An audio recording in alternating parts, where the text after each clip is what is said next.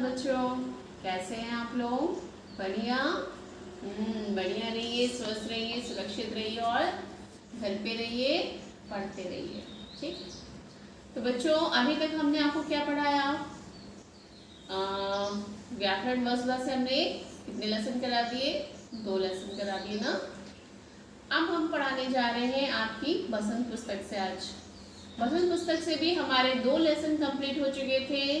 पहला कौन सा था? हम पंछी उन्मुक्त गगन के, ठीक है, जो कि लिखी थी शिव मंगल सिंह ने। और दूसरी हमारी कहानी थी दादी माँ। दादी माँ भी हो गया हमारा पूरा। दादी माँ किसने लिखी थी? शिव प्रसाद जी ने। आज हम पढ़ेंगे अपना तीसरा लेसन, हिमालय की बेटियां। कौन सा?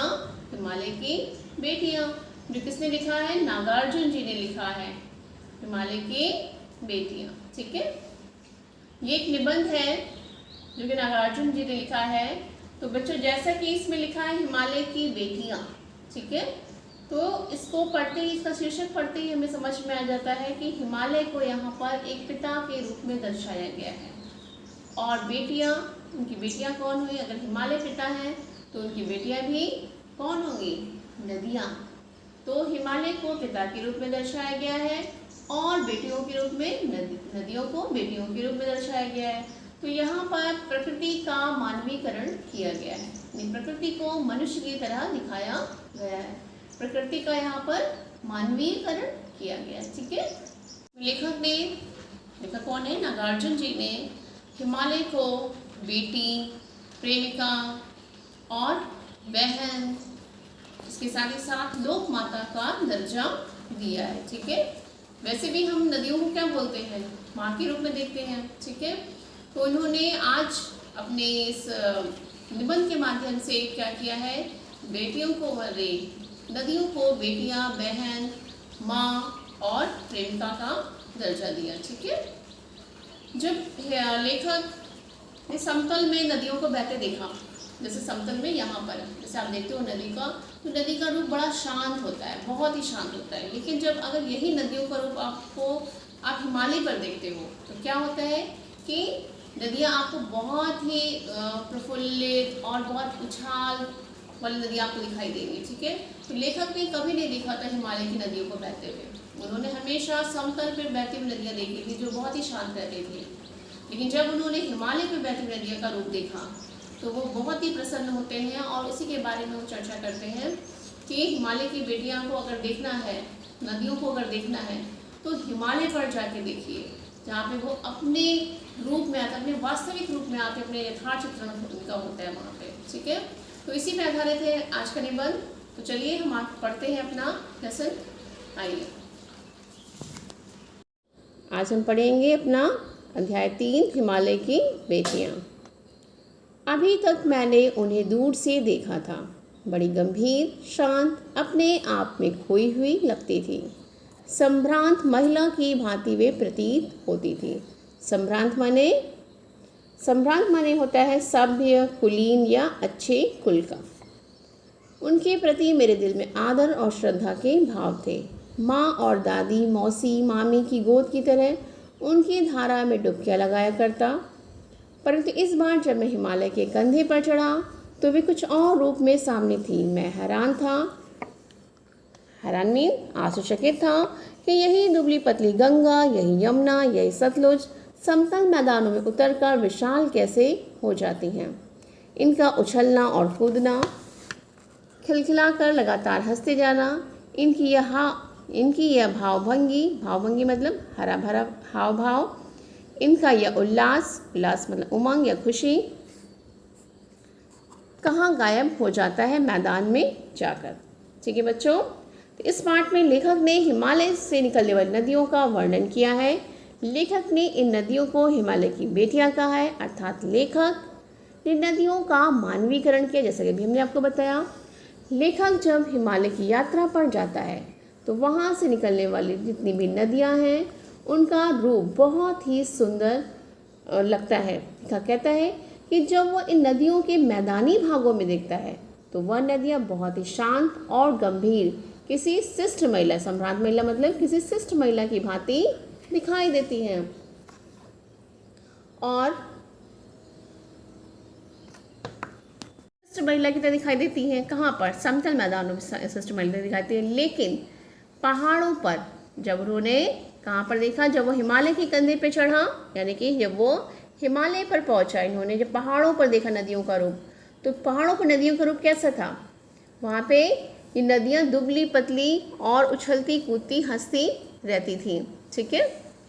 और लेखक कहता है कि इनकी जो लीलाएं थी उसको देखकर वो कैसे हो जाते थे? आश्चर्यचकित हो जाते। लेखक सोचता है कि नदियाँ हिमालय जैसे पिता को छोड़कर कहाँ भाग जा रही हैं। किसी लड़की को जब मैं देखता हूँ, किसी कली पर जब मेरा ध्यान अटक जाता है, तब भी इतना कौतूहल विस्मय नहीं होता जितना कि इन बेटियों की बाल लीला को देखकर।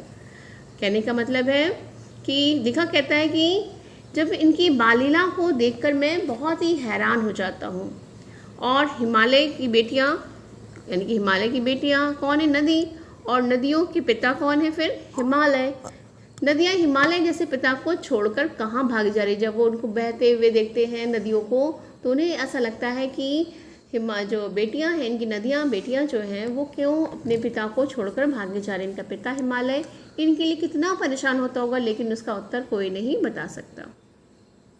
वह कौन लक्ष्य है जिसने इन्हें बेचैन कर रखा है? अपने महान पिता का विराट प्रेम पाकर भी इनका हृदय अतृप्त ही है। तो वह कौन होगा जो इनकी प्यास मिटा सकेगा?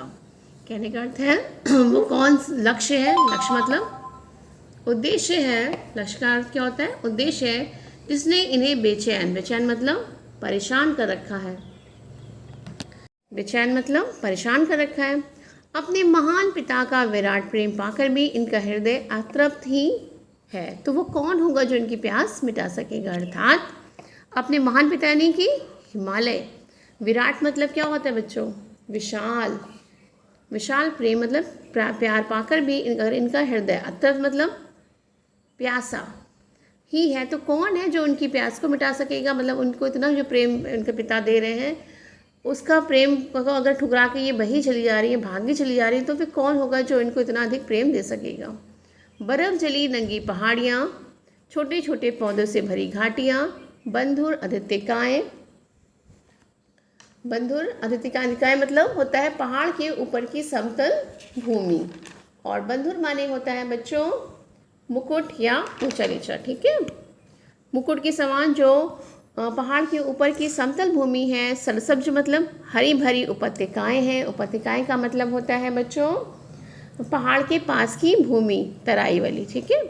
तो ऐसा इनका लीला निकेतन, निकेतन मतलब घर, तो ऐसा है इनका लीला मतलब खेल का घर, जहाँ पर वो पली बड़ी यानी कि हिमालय की गोद में खेलते खेलते जब ये ज़रा दूर निकल जाती हैं तो देवदार, चीड़, सरो, चिनार, सफ़ेदा, कैल के जंगलों में पहुंचकर शायद इन्हें बीती बातें याद करने का मौका मिल जाता होगा। जब ये अपनी आदित्यकाओं से, अपने हरे भरे उपत्यकाओं से, आदित्यकाएं हमने बताया ना, आदित्यकाएं का अर्थ क्या है? पहाड़ के ऊपर की समतल भूमि। सरसब्ज माने हरा भरा, और उपत्यकाएं मतलब क्या होता है? उपत्यकाएं मतलब होता है पहाड़ के पास की भूमि। जब यहाँ से वो निकल कर खेलते खेलते जब आगे बढ़ती हैं नदियाँ, तो क्या होता है? वहाँ पर कौन कौन से पेड़ मिलते हैं? देवदार के, चीड़ के, सरू के, चिनार के, सफ़ेदा और कैथा के जंगलों में जब पहुँचती हैं तो वो अपनी पुरानी बातें याद करती हैं। कौन? नदियाँ। कौन जाने बुढ़ा हिमालय अपनी इन नटखट बेटियों के लिए कितना सिर धुनता होगा। बड़ी बड़ी चोटियों पर जाकर पूछिए तो उत्तर में विराट मौन के सिवा उसके पास और रखा ही क्या है। ठीक है। अब कौन जाने बुढ़ा हिमालय, अब हिमालय को उन्होंने क्या बोला? बुढ़ा, यानी कि बूढ़ा हिमालय अपनी इन नटखट मतलब शैतान बेटियों के लिए कितना सिर धुनता होगा। सिर धुनना मतलब कितना पछताता रहता होगा। सिर धुनना मतलब पछताना। कितना पछताता होगा कि बड़ी बड़ी चोटियों से जाकर पूछिए तो उत्तर में विराट मौन के सिवाय उसके पास और रखा ही क्या। उत्तर में कौन है? उत्तर दिशा में हमारा हिमालय है ना, विराट। मौन मतलब चुप, यानी उत्तर में विराट मतलब इतना विशाल हिमालय भी आज शांत होकर बैठा हुआ। क्यों? क्योंकि उसकी नदियाँ जो हैं वो निकलती तो हैं लेकिन वो बहती हुई निकल जाती हैं। सिंधु और ब्रह्मपुत्र ये दो ऐसे नाम हैं जिनके सुनते ही रावी, सतलुज, व्यास चिनाब, झेलम, काबुल, कपिशा, गंगा, यमुना, सरयू, गंडक, कोसी आदि हिमालय की छोटी बड़ी सभी बेटियां आंखों के सामने नाचने लगती हैं। सिंधु और ब्रह्मपुत्र ये बहुत बड़ी दो नदियां हैं, ठीक है। इनका नाम सुनते ही कौन कौन सी नदी का नाम याद आता है? रावी, सतलुज, व्यास, चिनाब, झेलम, काबुल, कापिशा, गंगा, यमुना, सरयू, गंडक, कोसी आदि हिमालय की सारी छोटी बड़ी जो बेटियां हैं वो उनकी आंखों के सामने दिखने लगती हैं। वास्तव में सिंधु और ब्रह्मपुत्र स्वयं कुछ नहीं है। दयालु हिमालय के पिघले हुए दिल की एक एक बूंद न जाने कब से इकट्ठा होकर इन दो महानदों के रूप में समुद्र की ओर प्रवाहित होती रही हैं।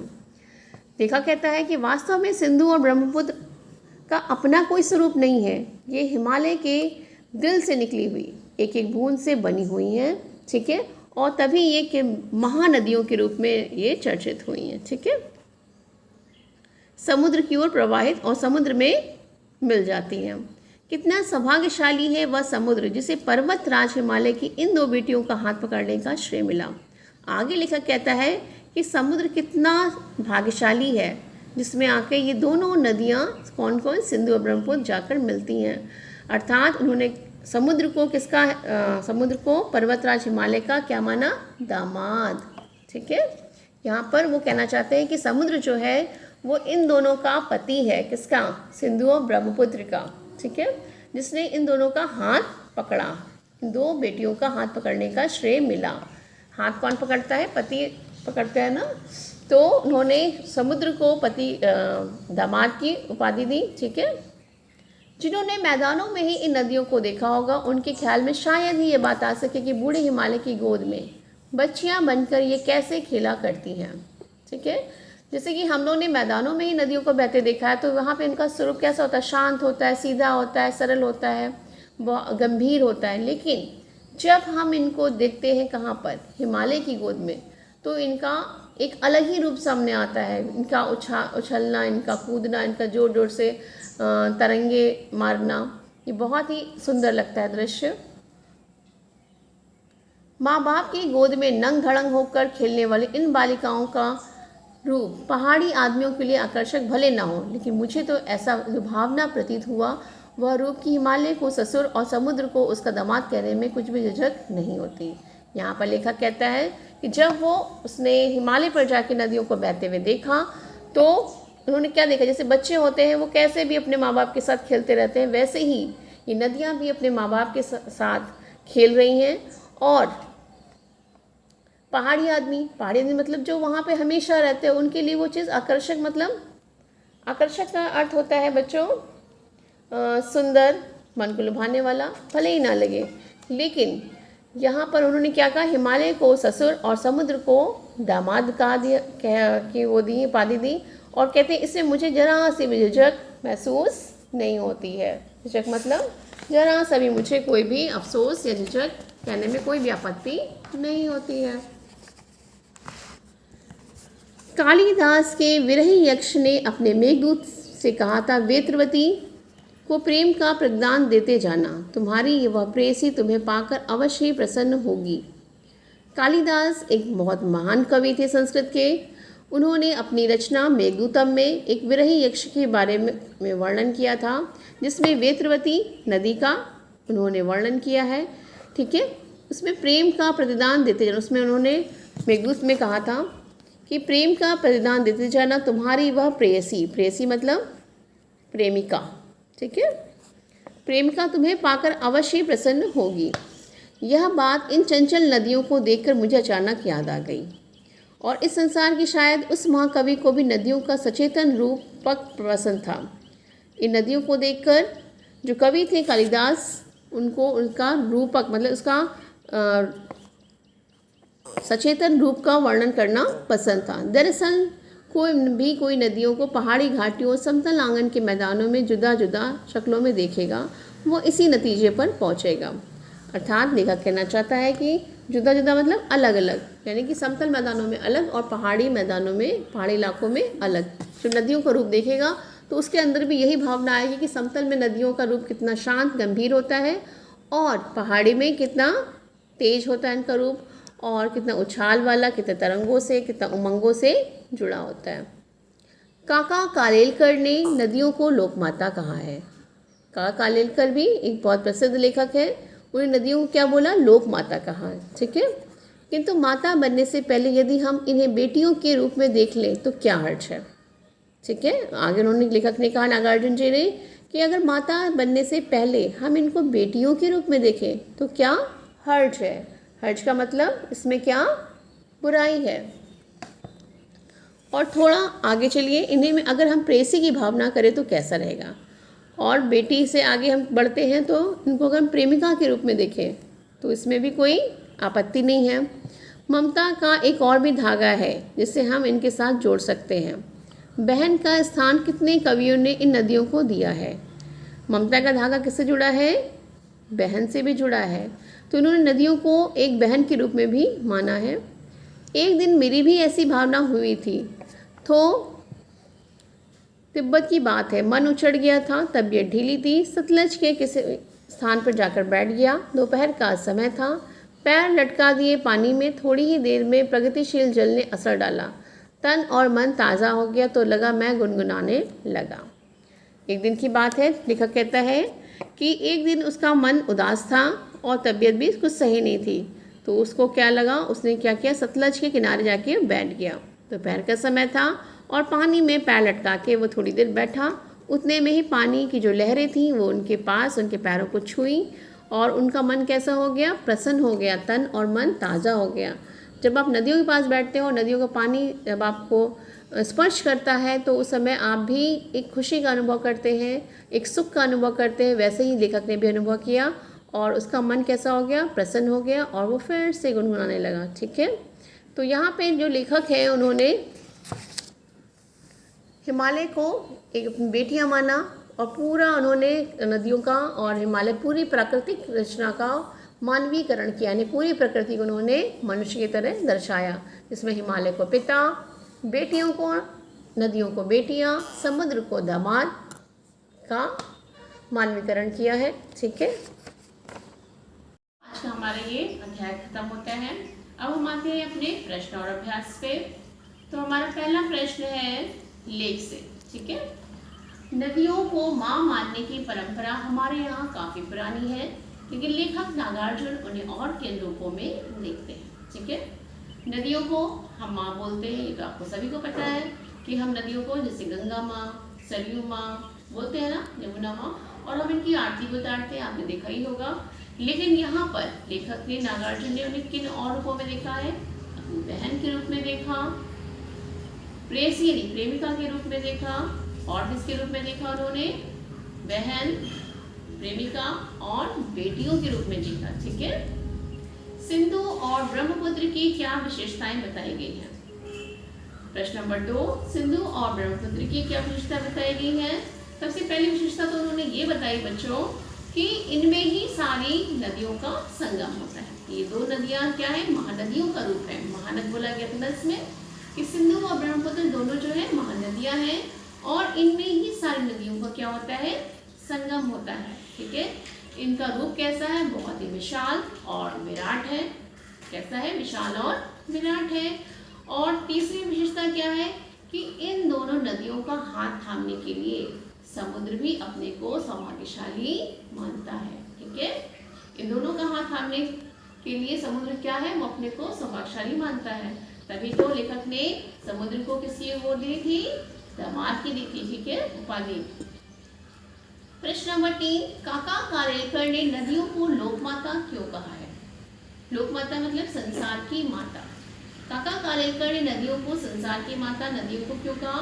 क्योंकि नदियाँ जो होती है माता के समान कल्याणकारी होती है। जिस प्रकार माता अपने पुत्र को के लिए हर समय तैयार रहती है, उनके कल्याण के लिए बारे में सोचती, कभी भी